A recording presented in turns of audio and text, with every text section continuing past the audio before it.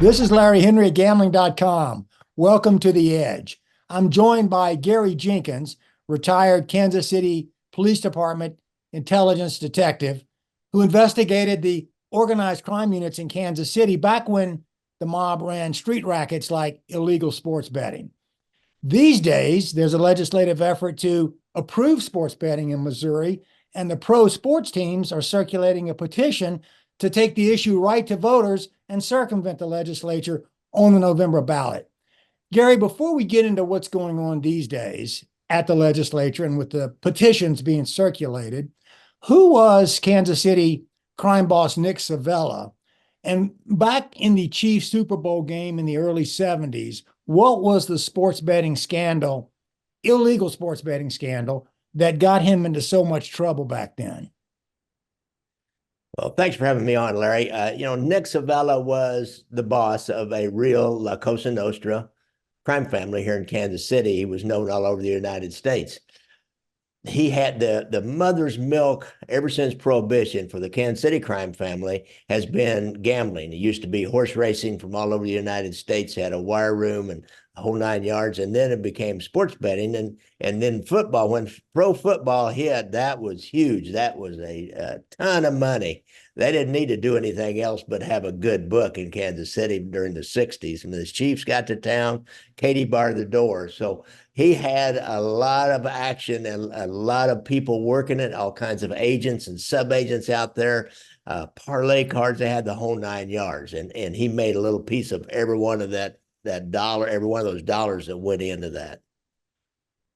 Well, yeah, and you Gary, by the way, historian, document filmmaker on really the one area of expertise for Gary is the Las Vegas to Kansas City casino scam, but also Gary's knowledge, former intelligence detective and now mob historian, Gary's knowledge of the big, heavy illegal sports betting base that really was the center for that area, right, Gary, in the Midwest, out of Kansas City. Was it a surveillance bug that caught Savella talking to someone, Gary, at that social club? You know, we all know about the Ravenite in New York and all these mob social clubs. There was one in Kansas City called what, the Trap, Gary? Was that where they bugged him? What was the story on that?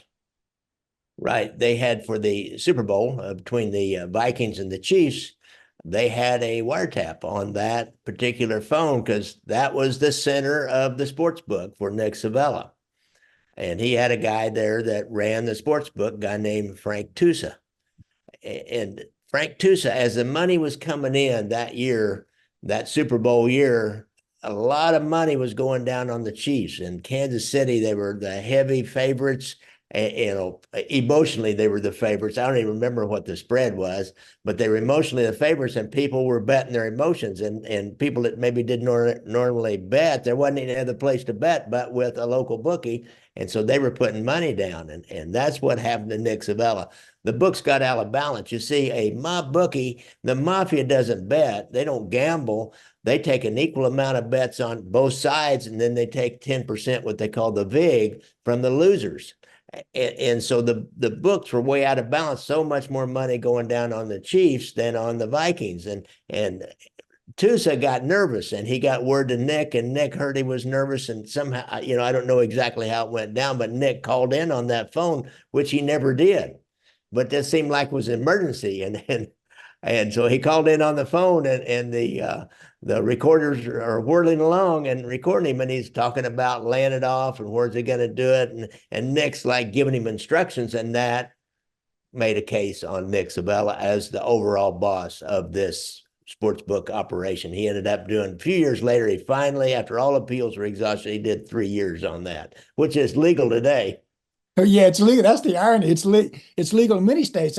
Most states, if not all states around Missouri, I think a piece of Oklahoma may touch Missouri, right, Gary? And Oklahoma sports betting is not legal, although they have what's billed as the largest casino in the world. I think a casino about an hour north of Dallas, 9,000 plus slot machines. So they're not averse to gambling in Oklahoma. But all the other states, I think, around, and unless I'm missing something, Gary, does have legal sports betting. And so, and yeah, ironically, what was illegal then still is, but there is an effort at the legislature, as you know, to legalize it again this year. It's failed in the past. Some of the issues that have been a roadblock is some of those video lottery terminals, those video slot machines in bars and so forth that are unregulated. There's a dispute over that at the legislature in the past, and apparently there will be again this year.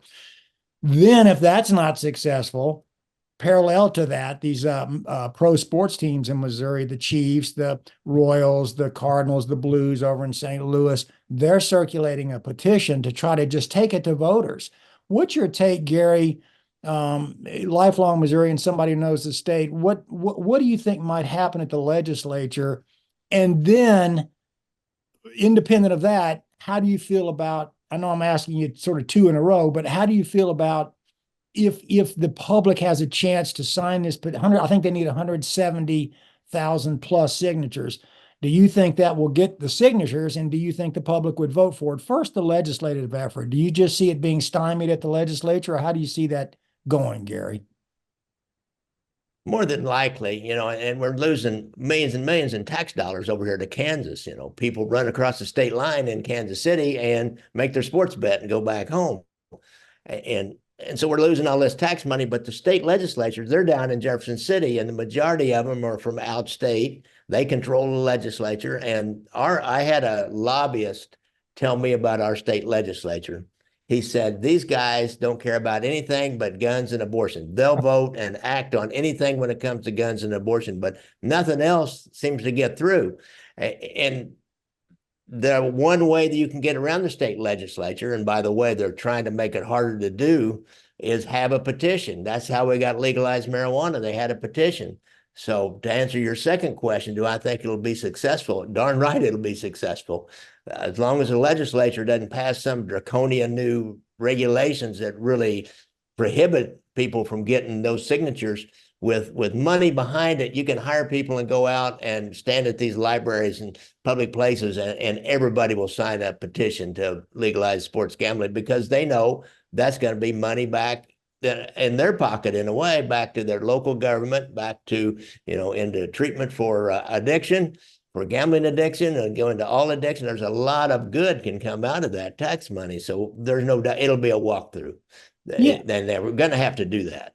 Yeah, and Gary, I know there's some discussion about the Royals building a new ballpark. I've been to Kaufman. I know you have too, and right next to Arrowhead, there's some discussion of building a new Royals ballpark downtown Kansas City. There's been some discussion that the Chiefs will be looking at a new stadium, and do they go to Kansas because sports betting is legal over there? I heard some testimony last year at the legislature. I think it was an executive from the Cardinals, from St. Louis. I may be wrong about that. It may have been someone from the Royals saying, look, I know the Royals won the World Series, in 15 or 2015, around in there. So they have had some success, obviously, but part of their argument was we're a small market. We're up against these big markets like New York and LA and Chicago and places like that to sign really high profile ball players. And so aligning with some of these sports betting efforts is also a revenue raising effort for the teams, in addition, as you mentioned, for taxpayers. So do you think the teams will be able to reach out to sports fans and people like that? Is that going to be the sell, or do you think just in general people want legalized sports betting because now they're betting illegally? In general, people want legalized sports betting. They don't see anything wrong with it. They've been doing it with their friends for years. And again, I have to say it again, the tax dollars going to Kansas. And this side of the state, on the other side of the state, they see it going to Illinois, or they see it going to Iowa. They see it going out of the state when they could be getting that tax money. That's why we got legalized marijuana. It was just so easy to do because of the tax incentive. They're talking about raising an extra 2 cents or something on property taxes over down here in Jackson County in order to get this new stadium. And you can't get anybody to vote for a new tax on the general population, but they can sure tax the heck out of sin taxes, we call them. They can sure tax the heck out of marijuana and gambling, and that way they don't have to raise their taxes. Well, like you say, St. Louis and Kansas City both are border cities, and all you have to do is just drive across the state line. It's geofenced in Kansas, the apps, but you just drive across the state line and you can get on an app or go to the sports book in the casinos right across the border. So I'm assuming, Gary, a lot of people, as you say, a lot of people are already doing that. Yeah, oh yeah, oh yeah. My son, his friends. Is he a Royals guy or a Chiefs guy? Oh yeah, yeah. He's is a he better huge, than the huge Hokies? local fan, but he likes to gamble on games, shall Well, we say? it's funny what you said too, because back to the Savella deal with them getting overloaded on Chiefs bets back in '70 for the Super Bowl.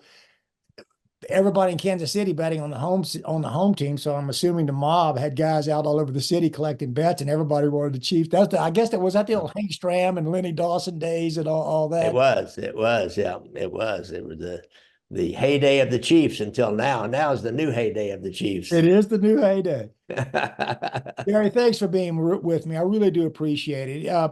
For more on Gary, let me encourage everybody. As I say, Gary, great mob historian, former intelligence detective, Kansas City Police Department, great documentary filmmaker, great author. Has a book called Leaving Vegas, again about the skim from the Tropicana Hotel in Las Vegas to Kansas City, to the Savella mob family that we're talking about now. So thank you very much, Gary, for being with us today. I'm Larry Henry at Gambling.com. Thank you for joining us on The Edge.